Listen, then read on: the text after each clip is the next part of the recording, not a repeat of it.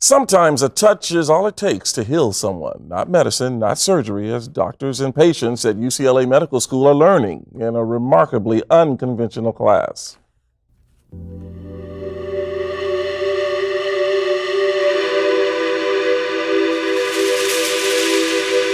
Ah, good. Again, I'm feeling a softening under my left hand, under your scapula. Gloria Kaye is not a medical doctor, but her clients, like Basketball Hall of Famer Rick Barry, swear her touch can be better than medicine. Yeah, and this is not, I mean, my shoulder feels better than it did when I came in here, because my shoulder bothered me this morning when I got up, and right now I have it's not bothering me when I do this. Kaye doesn't use a stethoscope or a scalpel. Her only instruments are her hands, which she says contain the power to heal. And while she believes her power comes from a higher source, it is a power she believes we all possess, and that it has nothing whatsoever to do with faith or any particular religion.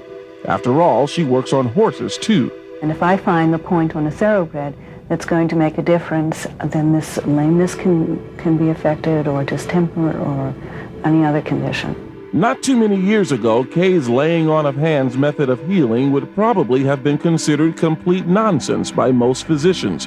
Today, she teaches a course on what she does at the UCLA Medical School. Patients are looking for other methods of healing. They're feeling disconnected from their physicians, and things like therapeutic touch, I think, are important to add to what we do for them. A lot of times I'll choose to work on the right side, not the left side. Medical students who have taken the course are impressed. I learned a lot about Gloria's work. I learned a lot about how it affects people because I too was affected by it. What we've learned here about how much touch can affect and heal patients will make me a more compassionate doctor.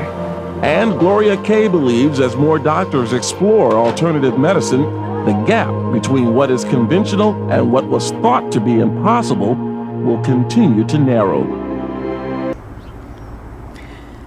As you can see, the medical students reacted very favorably to this course.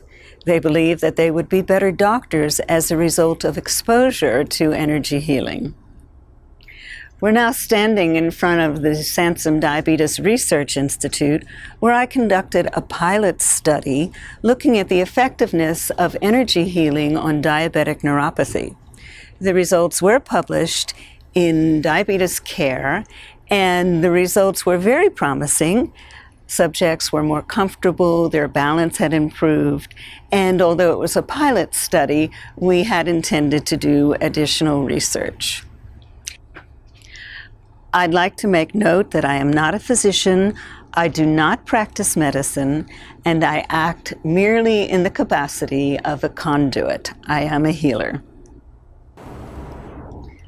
And now we'll look at some images of Michelle. Michelle is a physicist, and we used infrared to track the heat and energy and light that moved through her as her condition improved.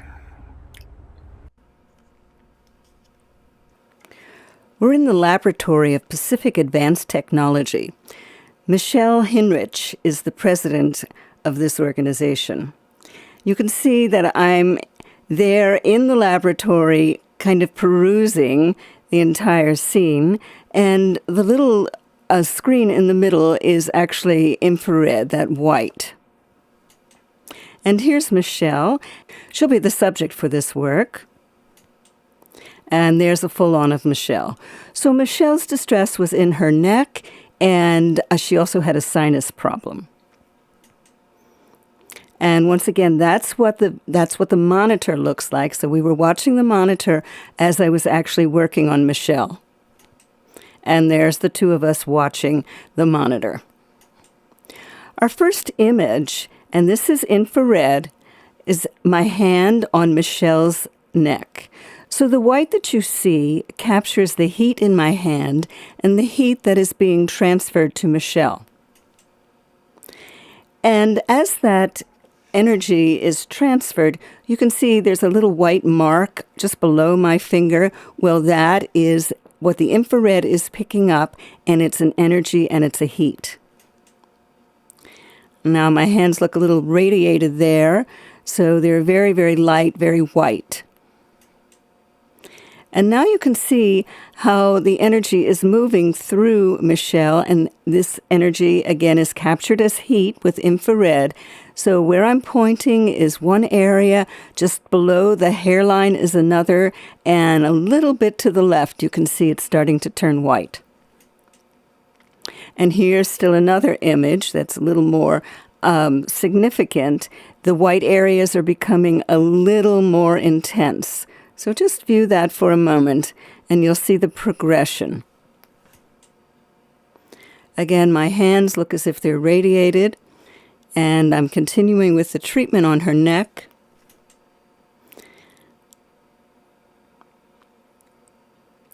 And this is a control. Now, one of the technicians in the laboratory was kind enough to act as a control, and he placed his hand on the image. Now you can see that he is not radiating any heat in his hand, and yet the bottom image is the image of my hand, and that's quite white. And once again, I'm on Michelle's neck. We're almost finished this segment. So my hand is quite white, and Michelle is receiving a lot of energy. And this is the final image of this series. You can see where white is just moving all through her neck and shoulder area. This entire session ran about 45 minutes. Michelle had had neck pain for about 9 months prior to my work with her. She tried acupuncture, herbs, massage, and was really quite amazed that she got relief in such a short time with this system. I've placed my hand on Michelle's head once again. Now watch very carefully. And can you see the imprints from my hand? I thought that was fascinating. Again, working with the energy, transferring it to Michelle. I'm going to remove my hand, and let's see what we have in the next image.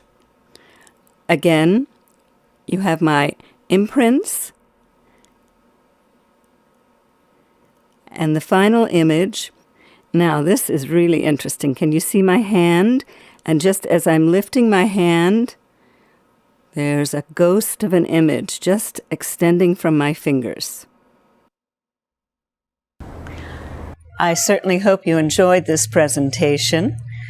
You got to meet many people who have experienced energy healing.